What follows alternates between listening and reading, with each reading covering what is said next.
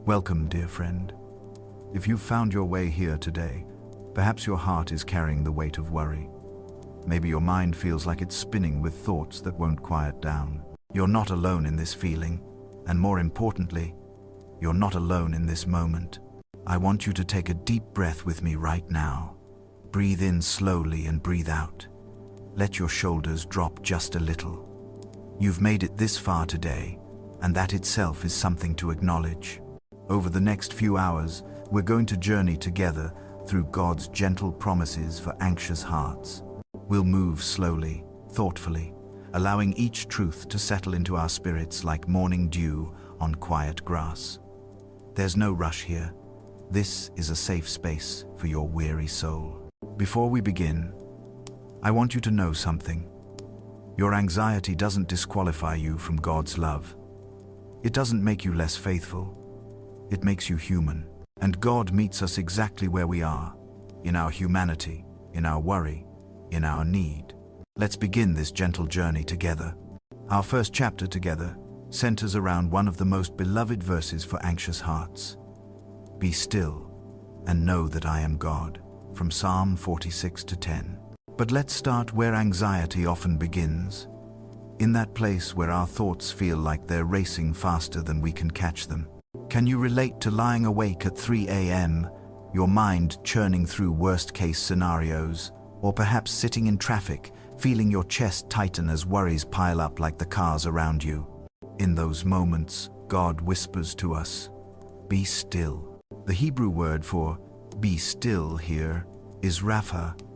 It means to let go, to release your grip, to stop striving. It's not just about physical stillness, though that can help. It's about releasing our tight-fisted control over outcomes we were never meant to manage alone. Let me share a story with you about a woman named Sarah, who came to understand this truth in a profound way. Sarah had been worrying about her teenage daughter Emma for months. Grades, friendships, future college plans. Every conversation with Emma became tense. Every phone call from school made Sarah's heart race. She found herself checking Emma's social media constantly, questioning her daughter's friends, and losing sleep over college application deadlines that were still 2 years away. Sarah's anxiety was affecting her entire family. Her husband would find her pacing the kitchen at midnight, rehearsing conversations she might need to have with Emma's teachers. Her younger son began asking why Mummy always looked worried. Even Emma started avoiding her mother, sensing the constant tension and scrutiny. One particularly difficult evening, after yet another argument with Emma about homework, Sarah felt completely defeated. She had tried everything: logical discussions, consequences, rewards, prayer, but nothing seemed to ease her worry about her daughter's future. She stepped outside into her garden, seeking fresh air and space to think. As she walked among the flowers she had planted the previous spring, Sarah noticed something remarkable. The roses were blooming magnificently, their petals soft and fragrant in the evening light. The vegetable garden was producing tomatoes, peppers, and herbs in abundance. The lavender she had worried might not survive. The harsh winter was now thriving, attracting bees and butterflies. In that moment, Sarah realized something profound. She hadn't been micromanaging these plants. She hadn't stayed up nights commanding them to grow, or worrying about each leaf and petal. She had planted them in good soil, watered them regularly, and trusted the natural processes God had designed. They had grown in their time, in their way, under God's care and her faithful but relaxed tending. As she stood there, surrounded by flourishing life, Sarah heard it clearly in her spirit. "Be still, and know that I am God." The words landed in her heart with gentle but transforming power. Sarah realized she had been trying to be God in Emma's life, controlling, managing, fixing everything. She had been so focused on preventing potential problems that she was creating actual problems in the present. Her anxiety had made her forget that the same God who caused flowers to bloom and seasons to change was also capable of guiding her daughter's life. Sarah sat on her garden bench as the sun set, tears flowing freely for the first time in months. These weren't tears of frustration or fear, but tears of release. She was letting go of the illusion that Emma's future depended entirely on Sarah's vigilance and control. "God," she whispered, "I've been trying so hard to be you in Emma's life. I've forgotten that you love her even more than I do. Help me be still. Help me remember that you are God, and I don't have to be." The transformation didn't happen overnight, but it began that evening in the garden. Sarah started practicing being still in practical ways. When she felt the urge to check Emma's grades online for the third time in a day, she would pause and remember, "Be still, Sarah. God is God." When anxiety about college applications would start to spiral, she would take a deep breath and whisper, "I am not God. But God is God, and He loves Emma." Sarah began to engage with Emma differently. Instead of approaching every conversation from a place of anxiety about the future, she started simply enjoying her daughter in the present. She asked about Emma's day out of genuine interest rather than worry. She listened to Emma's teenage concerns without immediately jumping to solutions or corrections. The change in their relationship was remarkable. Emma, no longer feeling constantly evaluated and managed, began opening up to her mother in ways she hadn't in years. She started asking for advice because she knew it would come from love rather than anxiety. Their home became peaceful again, and even Sarah's younger son commented that, "Mummy smiles more now." Sarah's story illustrates the heart of this promise. Be still and know that I am God. The stillness God invites us into isn't the stillness of inactivity, but the stillness of trust. It's the calm that comes from knowing we don't have to control outcomes, because we're in relationship with the one who does. The second part of this verse is equally powerful. And know that I am God. The word know here isn't intellectual knowledge. It's the deep, experiential knowing that comes from relationship. It's the kind of knowing a child has when they run to their parents' arms, not because they've reasoned it out, but because they know they're safe there. When anxiety tells us we're alone, God says, "Know that I am God." When worry whispers that everything is falling apart, God reminds us, "I am God." When fear suggests that we're not strong enough, God declares, "I am God, and you don't have to be." In Psalm 46, the verses before this famous line paint a picture of chaos. Nations in uproar, mountains falling into the sea, waters roaring and foaming. Yet in the midst of all this turmoil, there's a refrain. The Lord Almighty is with us. The God of Jacob is our fortress. Your current storms don't change this reality. Whether you're facing financial stress, health concerns, relationship difficulties, or simply the accumulated weight of daily life, en masse, the Lord Almighty is with you. You are not facing your fears alone. Consider another promise from Isaiah 26:3. You will keep in perfect peace those whose minds are steadfast, because they trust in you. The Hebrew word for perfect peace is shalom shalom, peace upon peace, complete wholeness. This isn't the absence of problems. It's the presence of God's wholeness, even in the midst of problems. Notice that this peace comes to those whose minds are steadfast. Not perfect, not worry-free, but steadfast. Steadfast means we keep returning our thoughts to God, even when they wander to worry. It means we keep choosing trust, even when trust feels difficult. Think of it like a compass. A compass doesn't point north because the terrain is smooth or the weather is calm. It points north because that's what it's designed to do, regardless of external conditions. When we fix our minds on God, we're like that compass, oriented toward truth, regardless of the storms around us. Sarah learned to practice this steadfast mindset through simple but consistent actions. When anxiety began to rise, she would first notice her breathing without trying to change it immediately. Then she would take one slow, deep breath and whisper, "Be still." Next, she would take another slow breath and whisper, "God is here." Finally, if possible, She would place her hand on her heart and feel it beating, a reminder that God was sustaining her very life in that moment. What helps you remember God's presence when you're feeling anxious? Is it a verse, a song, a place, or something else? The specific method matters less than the consistent practice of returning your thoughts to God's steadfast presence. As we close this first chapter, I want to leave you with this thought. God isn't asking you to never feel anxious. He's inviting you to bring your anxiety to Him, to be still in His presence, and to know deeply that He is God over whatever is worrying you today. Your worry doesn't surprise Him. Your fear doesn't overwhelm Him. Your questions don't threaten Him. He simply says, "Be still, dear child. I've got this. I've got you." Take a moment now to offer Him whatever is on your heart today. You don't need perfect words, just an honest heart. In our next chapter, we'll explore how God's perfect love casts out fear, but for now, simply rest in this truth. You can be still because God is God, and He is with you.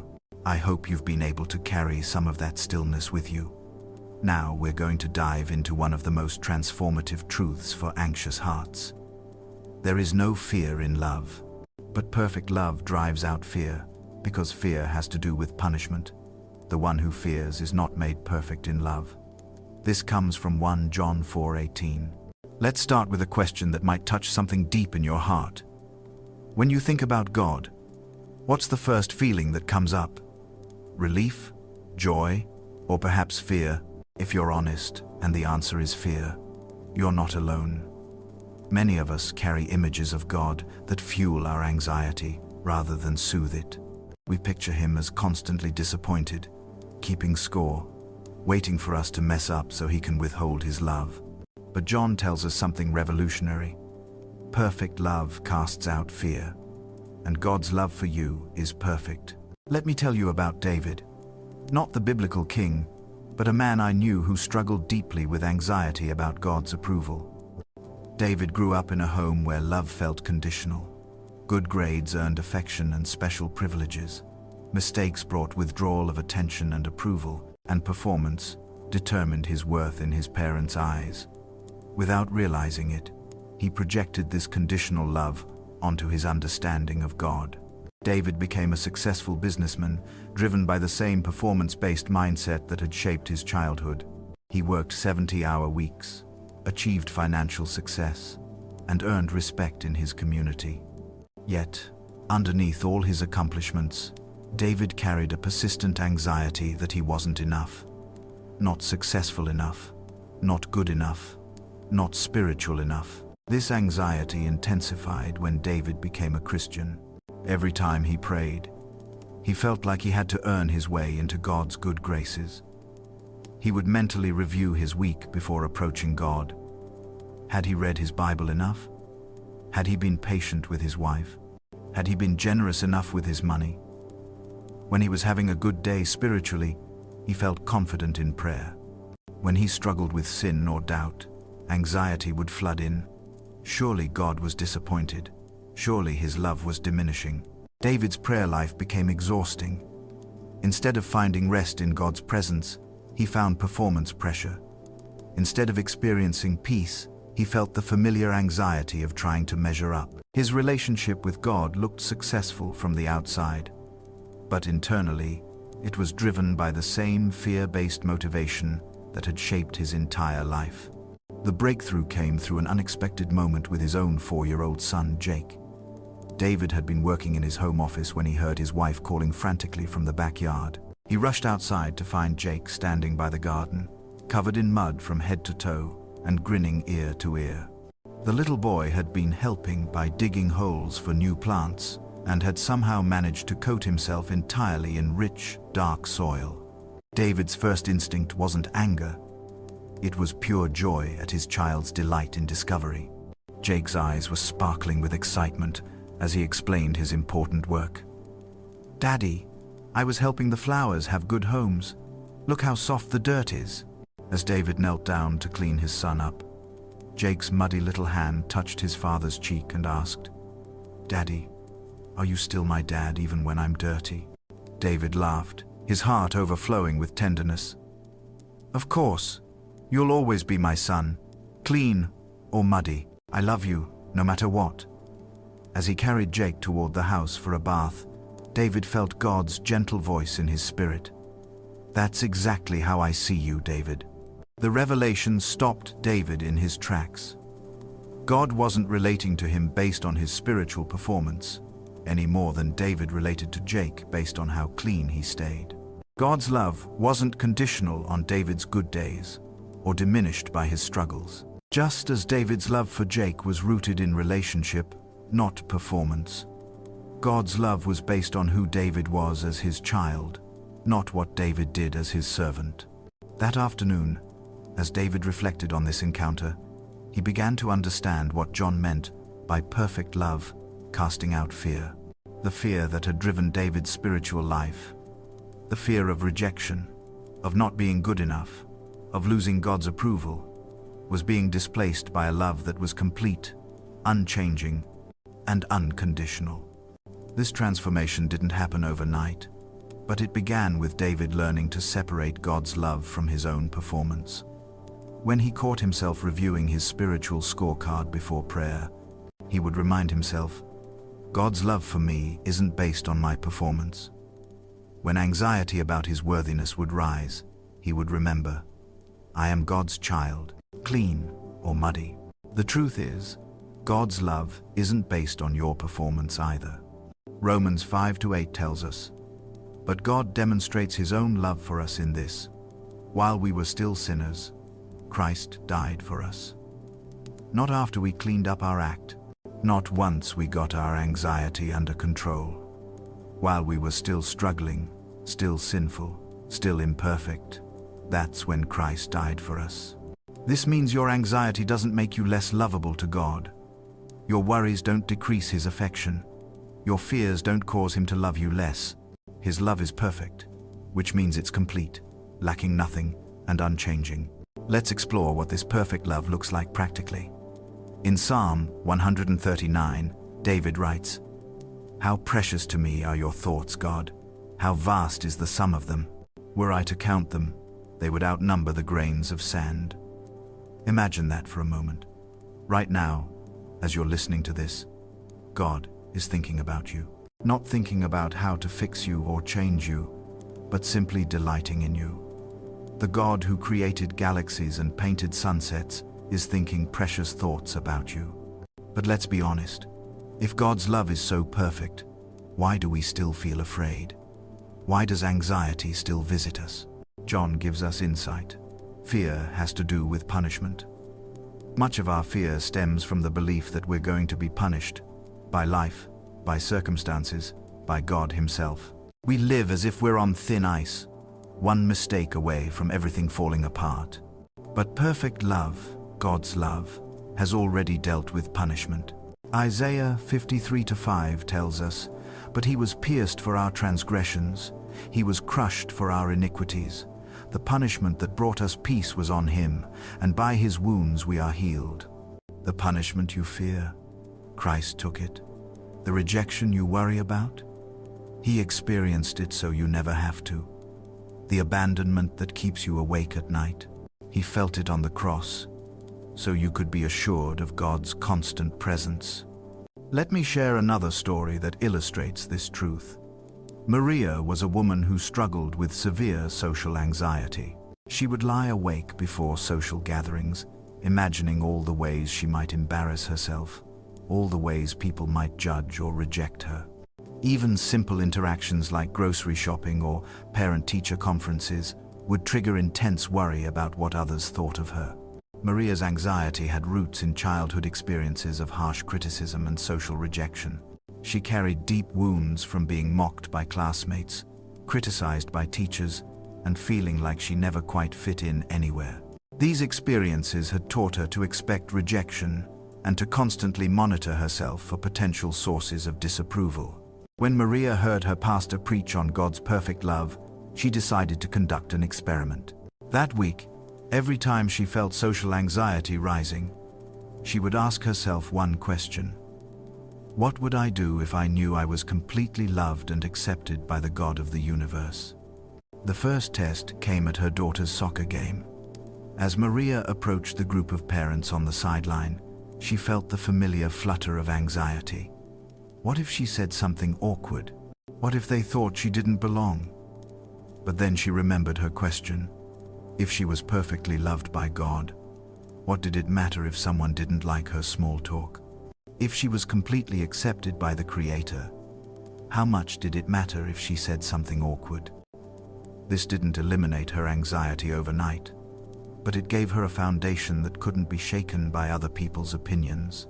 Slowly, Maria began to experience what it meant to live from a place of being loved rather than trying to earn love. Here's a beautiful truth from Zephaniah 3:17. The Lord your God is with you, the mighty warrior who saves. He will take great delight in you. In his love, he will no longer rebuke you, but will rejoice over you with singing. Did you catch that? God doesn't just love you, he delights in you. He rejoices over you with singing. Right now, in this moment, the God of all creation is singing songs of joy over you, not over the person you might become if you conquer your anxiety, not over who you'll be when you get your life together, over you right now, exactly as you are. If you could hear God's song over you right now, what do you think it would sound like? Gentle, joyful, proud. The specific melody matters less than the reality that it's being sung over you constantly. Let's talk about practical ways to let this perfect love cast out fear in your daily life. First, when anxiety whispers, "What if something bad happens?" Remind yourself, I am held by perfect love. Even if difficulties come, I am not alone. Second, when fear says, "You're not good enough," respond with, "God's love for me isn't based on my performance. I am perfectly loved right now." Third, when worry suggests, "God must be disappointed in you," remember, God delights in me. His thoughts toward me are precious and too numerous to count. I want to address something that might be on your heart.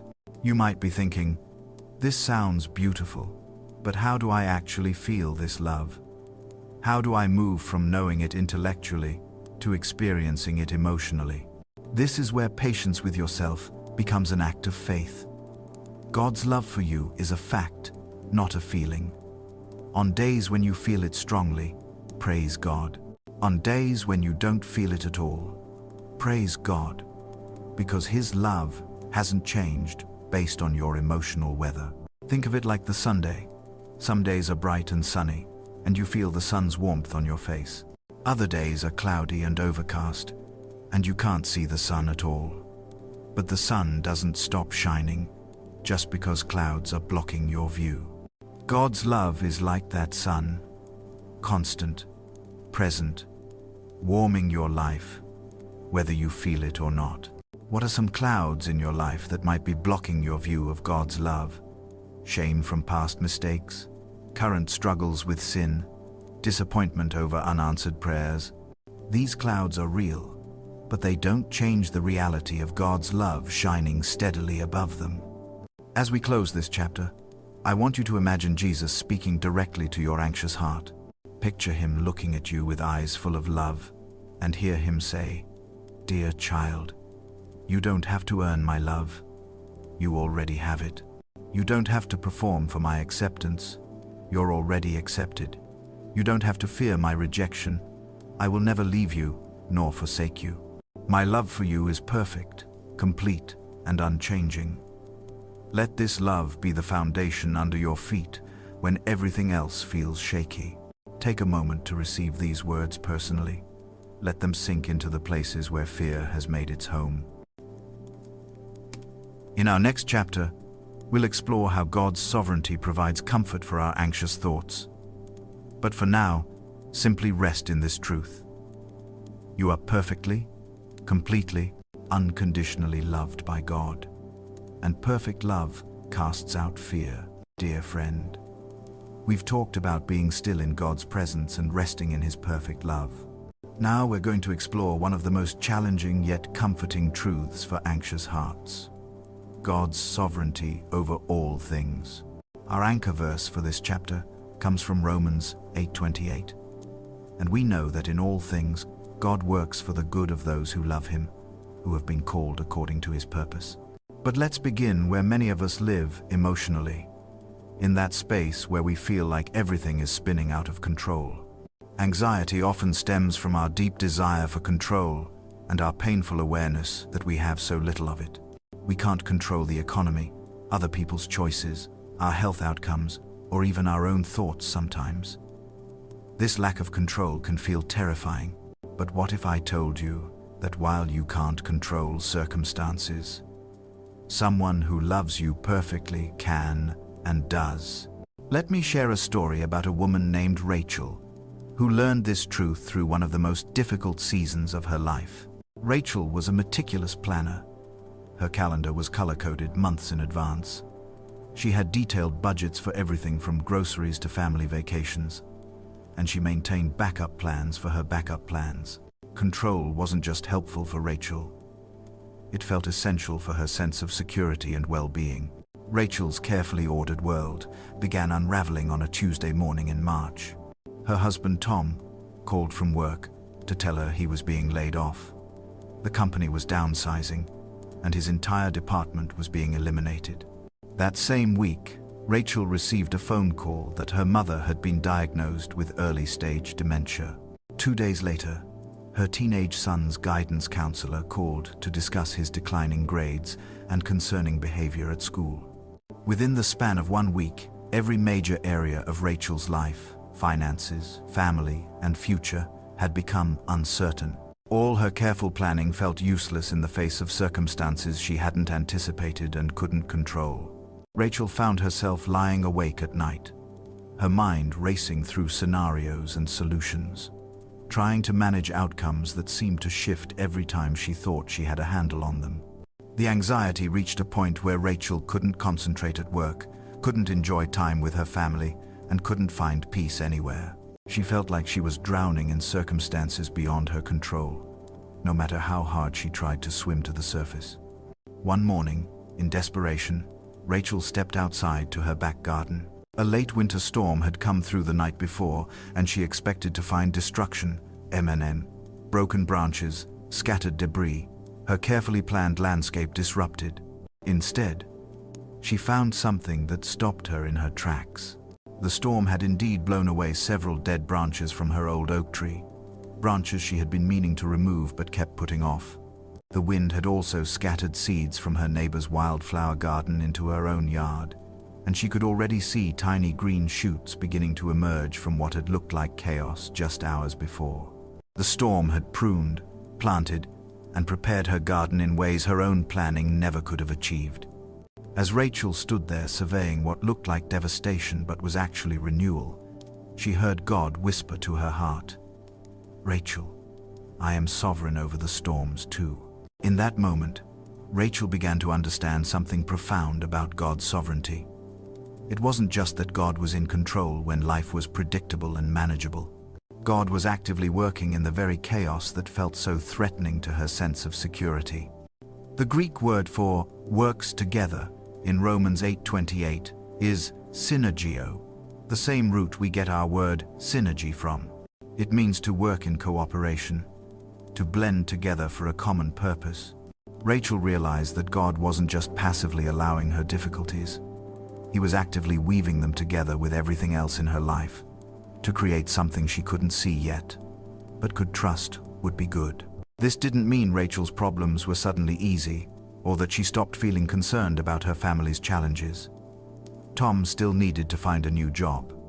Her mother still needed increasing care and support.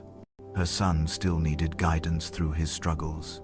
But Rachel began to approach these challenges from a different foundation, not as random chaos she had to control, but as circumstances that God was already working within for purposes beyond her current understanding. Over the following months, Rachel watched this truth unfold in remarkable ways. Tom's job loss initially seemed catastrophic, but it led him to explore a career change he had been considering for years, but never had the courage to pursue.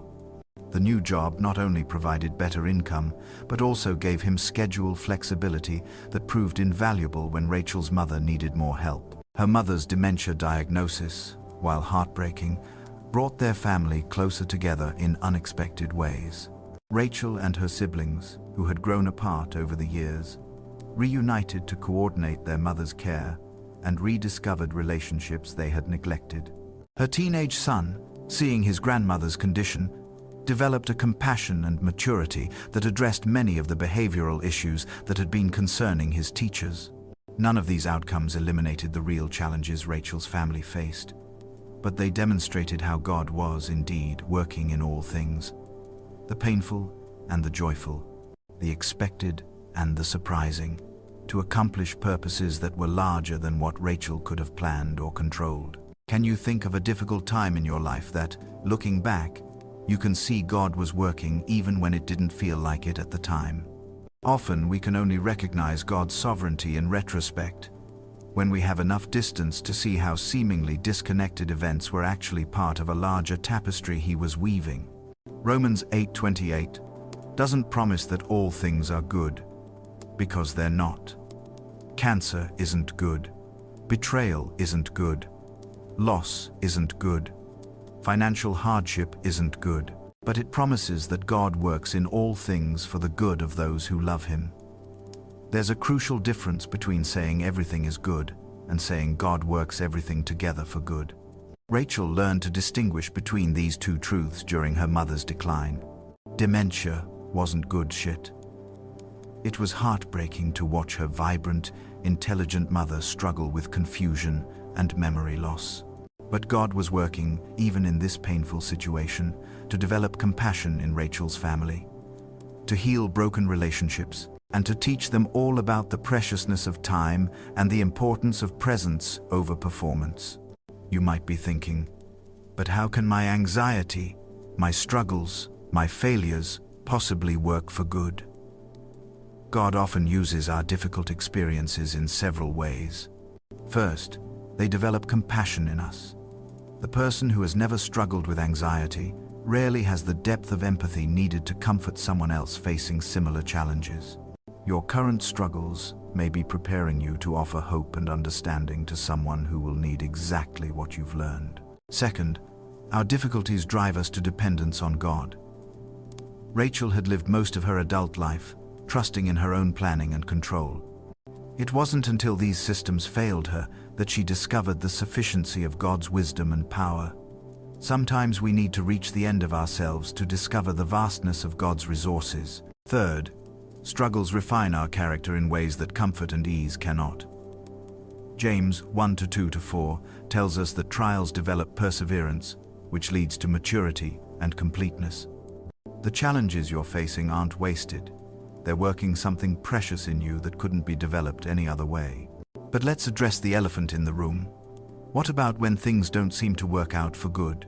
What about losses that feel senseless, pain that feels pointless, situations that seem to only get worse? Here's where we need to expand our understanding of good and our perspective on time. The good God is working toward isn't always our immediate comfort or happiness. It's our ultimate good. Our transformation into the likeness of Christ, our eternal joy, our deepest flourishing as human beings created in God's image. Rachel struggled with this when her mother's condition worsened despite prayer and medical intervention. How could watching her mother forget her own children possibly work for good? Rachel had to learn that God's timeline extends far beyond current circumstances, and His definition of good includes things like developing character, deepening faith, and preparing us for eternal realities that we can't fully comprehend from our current perspective. How might your current worries look different if you viewed them from an eternal perspective? The financial stress that keeps you awake at night, the relationship conflict that causes daily anxiety, the health concern that fills you with fear. How might these look different if you could see them as God sees them, from the perspective of eternity? Let's look at another promise that speaks to God's sovereignty. Isaiah 46:9-10. I am God, and there is no other.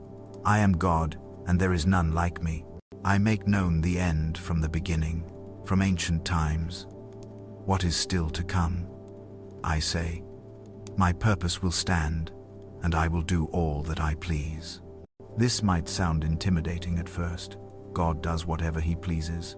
But remember, God's character is perfect love, perfect wisdom, perfect justice. When God does what pleases him, it's always consistent with his nature of love toward you.